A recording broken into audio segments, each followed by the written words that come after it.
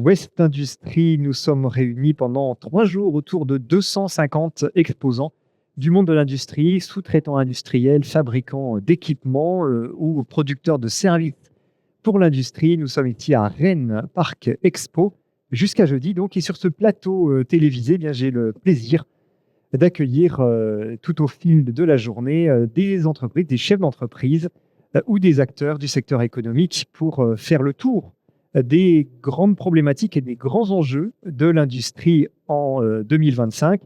On va parler par exemple de mobilité. Tiens, c'est un sujet qu'on n'avait pas encore abordé, si ce n'est sous l'angle de la transition écologique, mais ça fera partie des sujets que nous allons aborder. Bien sûr, Sergio Capitao, merci d'être là. Bonjour. Bonjour. Vous êtes le directeur général d'ID for Mobility, pôle de compétitivité des mobilités. Vous couvrez 3 régions, Pays de la Loire, Bretagne et Nouvelle-Aquitaine, avec d'ailleurs des bureaux qui sont répartis dans les 3 régions, à Rennes, à Nantes, à Poitiers et au Mans.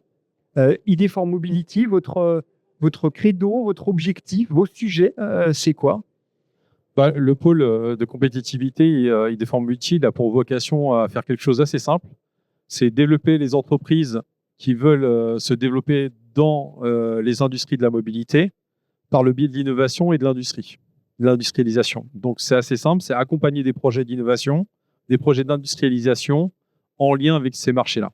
Alors ces marchés sont assez vastes, on pourra y revenir, mais ça compte une dizaine de marchés et c'est quasiment un des plus gros secteurs industriels français. Et en Bretagne et Pays de la Loire, dans toute cette région ouest, cette façade atlantique, ça pèse lourd. Ça représente, ça représente une filière importante. Alors, sur les 3 régions, ça concerne à peu près de manière assez directe et un peu indirecte. On compte jusqu'à 50% de ces entreprises. On compte à peu près entre 60 et 80 000 emplois et à peu près 600 à 800 établissements concernés par cette filière sur le Grand Ouest. Alors, quand on parle de mobilité, on parle de toutes les mobilités. Les plus évidentes qui nous viennent en tête, la voiture, évidemment, le camion, le train, mais ça va au-delà. Vous avez oublié le vélo, vous avez oublié le machinisme agricole, vous avez oublié la robotique mobile, vous avez oublié la logistique, les opérateurs de mobilité, les véhicules spécifiques. On est, par exemple, on ne le sait pas trop, mais en fait, le territoire du Grand Ouest est un des leaders européens des véhicules de loisirs. Donc, les camping-cars, on a beaucoup de constructeurs de camping-cars sur les différents territoires. C'est un petit clin d'œil, mais en fait, on a énormément d'industries liées aux mobilités qui vont du constructeur jusqu'aux industriels sous-traitants. Et ce salon en est un bon exemple, puisqu'on doit avoir une quinzaine d'adhérents aujourd'hui présents sur ce salon. Donc, les mobilités, c'est tout ce qui bouge, on l'a compris. Sur la Terre. Et sur la Terre, voilà. On ne s'occupe pas de l'eau et on ne s'occupe pas de l'air. Il y a d'autres collègues pour ça. Ce que je vous propose, c'est d'évoquer les grandes filières à l'intérieur des mobilités pour essayer de comprendre pour chacune d'elles quelles sont les problématiques spécifiques et puis les enjeux qui sont à relever. Alors, on pourrait commencer par la plus évidente, celle à laquelle tout le monde pense en premier, celle de l'automobile, qu'on va élargir vous appelez les véhicules spécifiques. Tout à fait. Voilà. Alors, c'est une filière qui fait un petit peu parler d'elle, malheureusement, aujourd'hui. Enfin, malheureusement, oui, parce que l'actualité n'est pas toujours très heureuse. Quelle problématique spécifique à l'automobile aujourd'hui ? L'automobile, en fait, elle a une particularité, c'est qu'elle est un des premiers secteurs industriels français. Qui exporte, etc. Elle a connu ces dernières années, mais pour les plus anciens, on sait que c'est un secteur d'activité très cyclique. C'est vrai qu'aujourd'hui, il y a une application d'un règlement européen qui a été vanté il y a quelques années qui vise l'interdiction de la vente de véhicules thermiques à 2035. Et ça, c'est comme on dit dans les startups, c'est le gros game changer de notre secteur, puisque ça ouvre. Alors, c'était fait pour une bonne raison, c'était pour viser l'électrification du parc et décarboner et éviter d'avoir des émissions de CO2 en Europe qui contribuent au réchauffement climatique. Donc ça, c'est plutôt bienvenu. L'objectif était noble. Et il est toujours noble.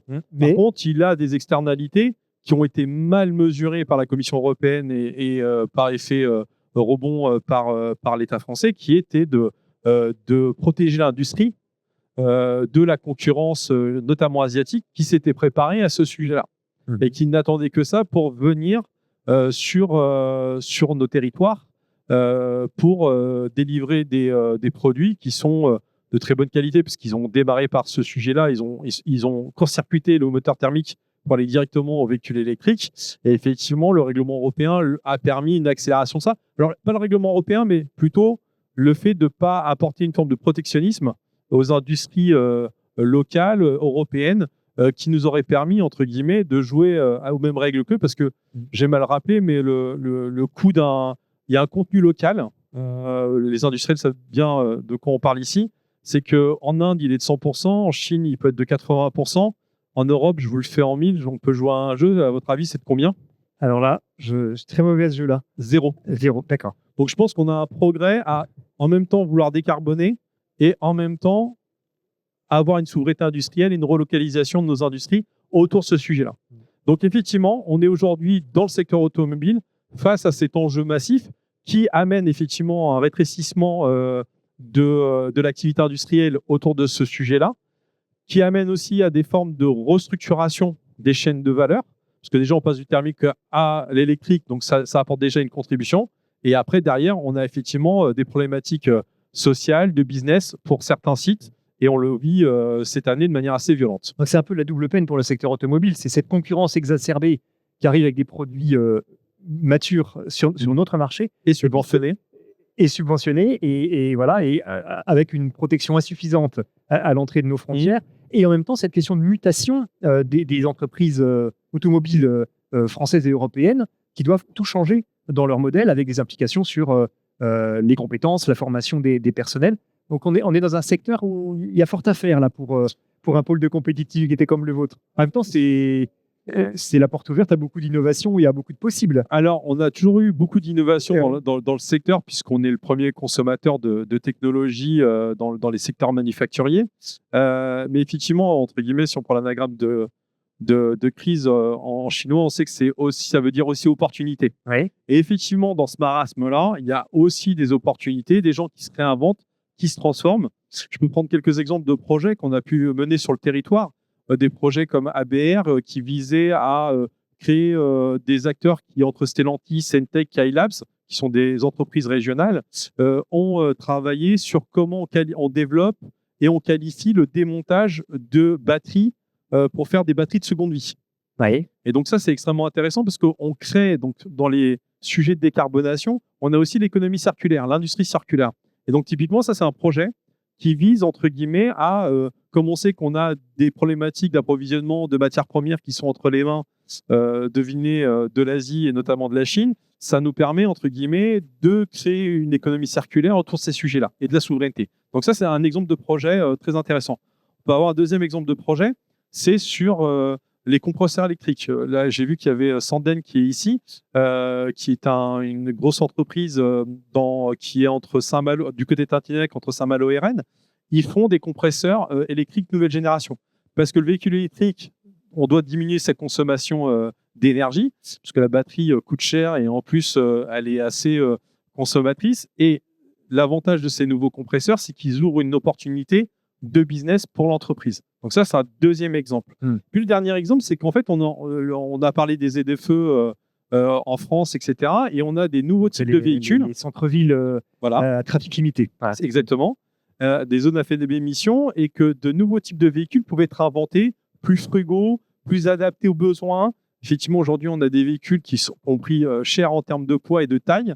Et l'idée de revenir à quelque chose de plus frugal. Et donc là, on a toute une logique de véhicules intermédiaires qui sont entre le vélo et la voiture et qui sont une nouvelle filière à développer. Donc voilà, dans l'automobile et dans les véhicules spécifiques.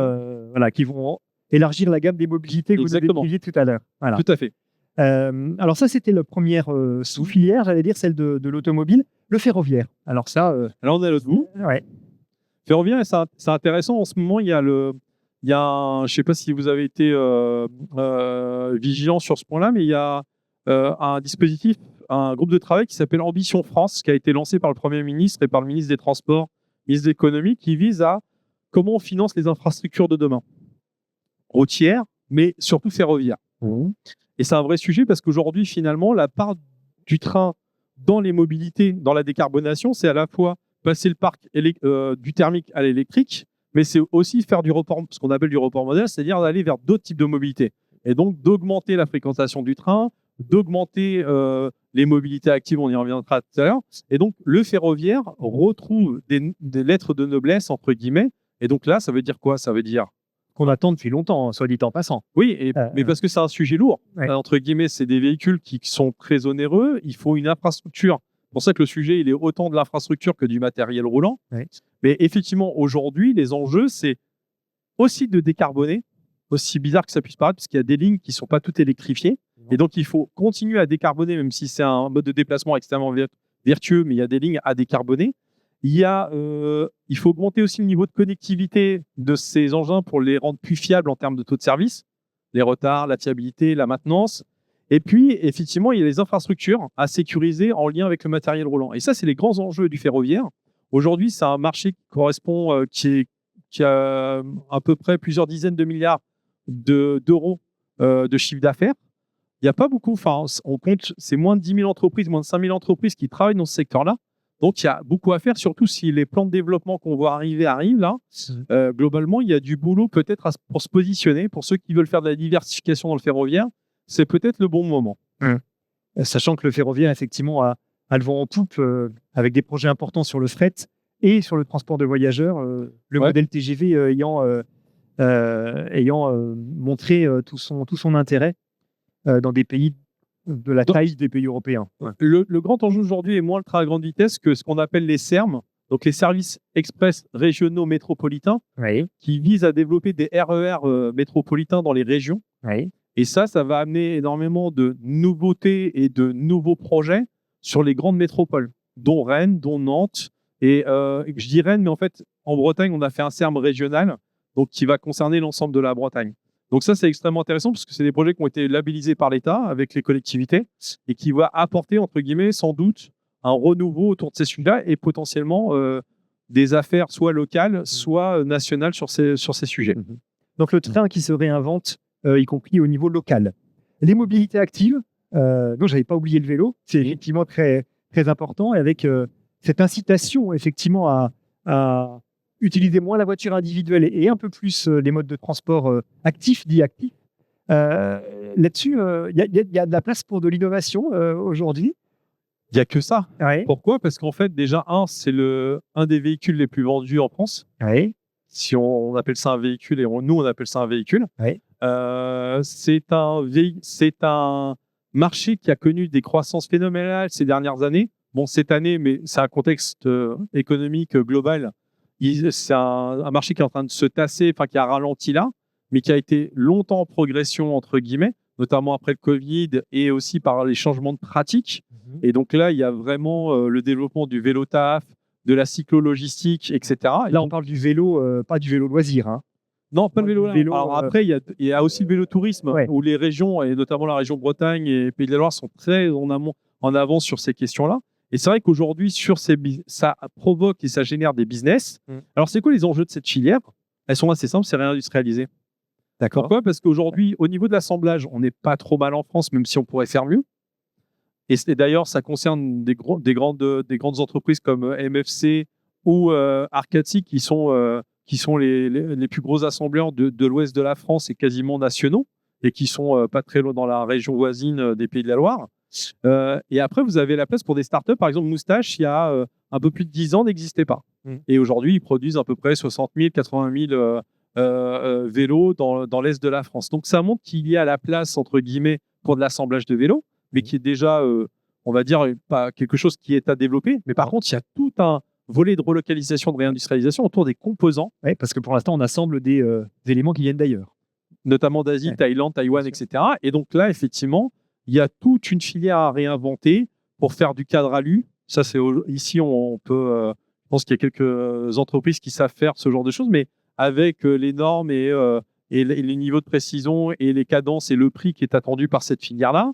Mais c'est quand même des gros objets à déplacer. Donc, mine de rien, s'ils viennent d'ailleurs, c'est quand même bien de le faire en local. Donc, ça, c'est un des premiers points. Il y a toute la filière électronique qui est concernée par ce sujet-là, parce que le vélo connecté, pour améliorer la sécurité, pour améliorer son service, c'est un sujet. On a une petite boîte ici à Rennes une start-up qui s'appelle Balti, qui est passée, qui veut être mon associé, qui a présenté son projet. Donc, en fait, on a aussi la filière électronique qui est en train de beaucoup se développer sur ça. Et donc, effectivement, il y a énormément de projets de développement. Et après, il y a tout ce qui est service. Mais par rapport au salon qui nous concerne aujourd'hui, c'est une des filières qui vise le plus de réindustrialisation, de relocalisation. D'ailleurs, il y a un appel à projet vélo qui est sorti il n'y a pas très longtemps pour réindustrialiser la filière en France. Donc, comme quoi, le vieux Biclou, dont on se disait qu'il était comme ça depuis toujours et il le resterait, non. Il est en train de changer, là aussi, avec des engins, des véhicules, comme vous les appelez, qui sont amenés demain à être assez différents de ce qu'on avait pu connaître ou ce qu'on connaît aujourd'hui. C'est comme la voiture, on a l'impression qu'on a toujours le même objet entre les mains parce qu'on cache la complexité derrière et c'est tout le génie des ingénieurs et des techniciens et des ouvriers qu'on retrouve dans l'industrie, mais avoir cette capacité à mettre la performance au service du client, mais en sobriété visuelle, on va dire ça comme ça. Quatrième grande famille de modes de mobilité, alors on s'y attend peut-être un petit peu moins, c'est les mobilités liées à la défense. Ouais. Donc là, on est sur les véhicules militaires. Tout à fait. On va dire qu'avec la stratégie de réarmement annoncée par le président de la République, c'est un domaine dans lequel il va se passer des choses. Alors, je crois que le réarmement, il l'utilisait pour la démographie. Oui. Et que le sujet, c'est la souveraineté. Oui. On a bien compris. En tout cas, je vois que vous avez les bonnes idées bien placées. Vous avez raison. Ouais. Il faut aussi la future main-d'œuvre pour l'industrie. Donc, vous avez raison. En tout cas, il y a un effort sur la défense qui est annoncé, clairement. Clairement, on est au pôle, on fait partie des structures qui travaillons avec la BITD, donc la Base Industrielle Technologique Défense, donc avec la Direction Générale des Armées et le ministère des Armées, avec l'Agence d'innovation défense, excusez-moi pour tous les acronymes, mais ça montre un écosystème dans lequel on est très implanté. On est quelques pôles à faire ça en France et qui vise effectivement à développer les potentialités des entreprises technologiques et industrielles françaises qui ne sont pas aujourd'hui référencées ou directement référencées avec le ministère des Armées. Donc, il y a un vrai effort, entre guillemets, de consolider cette base industrielle et technologique. Et parce qu'il y a un sujet, c'est la souveraineté. On le voit aujourd'hui, j'ai pas besoin c'est comme l'automobile, de grands sujets qui passent assez souvent à la télé. Donc ça, il y a un vrai sujet là-dessus. Il y a un sujet qui est un peu moins évident sur les enjeux, c'est la robustesse, parce qu'effectivement, la maintenance tout au long de la vie, la robustesse versus la performance, c'est un sujet qui concourt beaucoup au sujet de développement, d'innovation sur le sujet. Et puis après, on en a parlé, c'est la technologie. Alors, vous allez trouver ça bizarre, mais la décarbonation peut faire partie des objectifs, des fois. Alors, pas pour des raisons qu'on peut imaginer assez simples, mais on est quand même sur des terrains où l'énergie est assez rare. Et donc, du coup, des fois, trouver des technologies sobres en énergie sont des vrais sujets nécessaires au maintien opérationnel et en opération. L'enjeu n'est pas qu'environnemental. Voilà, c'est ça. On va dire que ce n'est pas forcément la première motivation. De toute manière, vu le volume, ça ne changerait pas grand-chose. On est beaucoup sur les systèmes autonomes aussi, puisque les sujets de robotique mobile, les sujets liés aux nouvelles technologies des drones terrestres, etc., sont aussi beaucoup développés avec des sujets d'intelligence artificielle. Donc, il y a tout cet environnement électronique, numérique, et autour de tout ce qui est capteur, qui est extrêmement développé aussi dans ce cadre-là. Donc, il y a tout cet environnement, tous ces enjeux, qui aujourd'hui fait qu'on fait des appels à manifestation d'intérêt pour des PME qui sont plutôt dans le monde civil et qui peuvent faire des projets dual civil-défense.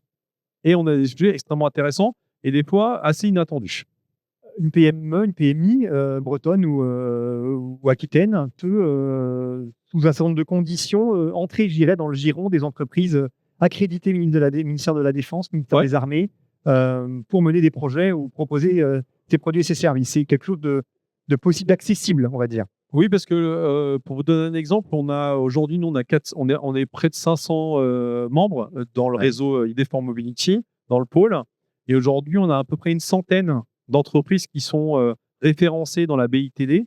Et sur cette centaine, on en avait un peu plus de la moitié qui y était historiquement. Et l'autre partie, donc 40%, qui n'y étaient pas il y a quelques années. Et qui sont entrés. Qui sont entrés parce que, on les a fait connaître auprès du ministère des Armées en disant ils ont des technologies intéressantes par rapport à votre feuille de route, etc.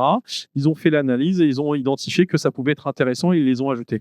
Et donc, ou soit ils sont rentrés via des projets. Donc oui, c'est possible. Et j'ai tendance à dire que c'est le bon moment pour accélérer dans ce sujet-là, dans une cadre de diversification. Et en général, même qu'on n'y rentre pas directement le premier coup, puisque ça prend du temps, il ne faut pas se mentir. On est quand même sur des sujets entre guillemets sérieux, ou quand on met du temps à y rentrer, mais après, quand on y est, voilà, il y a une forme de fidélité parce que c'est un processus complexe, mais c'est franchement intéressant parce qu'on améliore sa performance en candidatant à ce genre de sujet.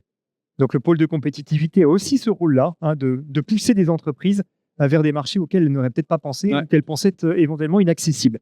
Et puis la dernière grande famille, alors là on y pensait peut-être encore moins, c'est le machinisme agricole et plus largement ce que vous appelez les engins off-road, donc tous les engins qui roulent mais pas sur la route.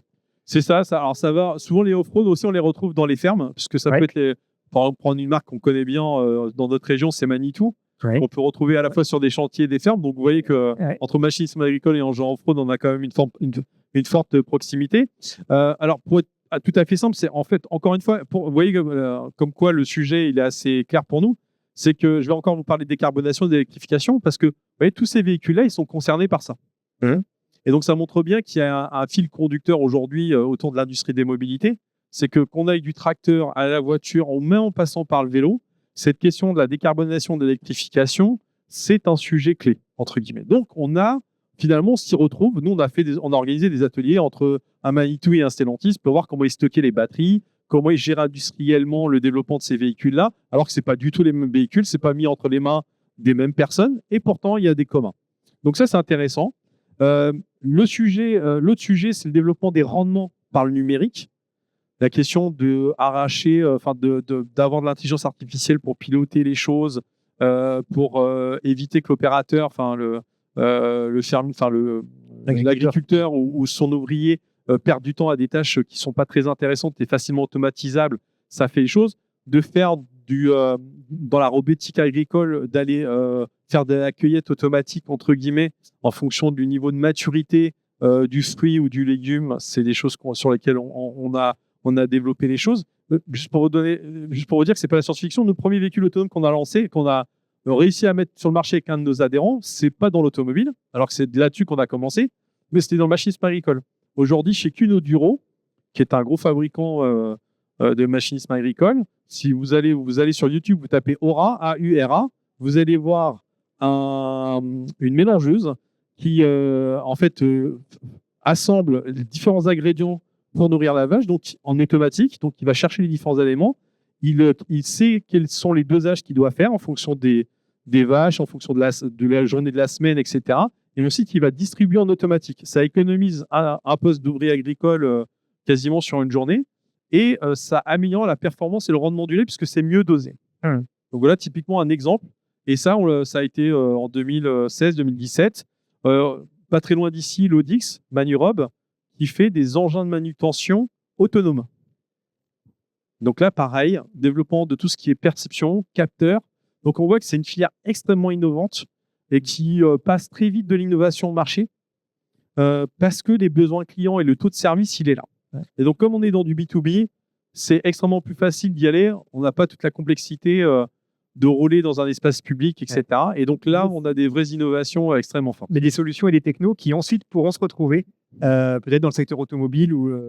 Alors, le jeu, il va dans tous les sens parce que, par exemple, sur un projet, on a été chercher des technos automobiles qu'on a mis sur du machinisme agricole et on a déverminé des technologies, entre guillemets, que l'automobile voulait, mais on les a d'abord mis dans un projet machinisme agricole pour voir, tiens, ça vaut le coup d'aller de continuer à creuser le sujet dans l'automobile. Donc en fait, l'innovation, je dis souvent, c'est pas une route toute tracée, c'est plein d'endroits différents et on choisit un peu le parcours à façon. Vous n'avez pas encore lâché le mot hydrogène.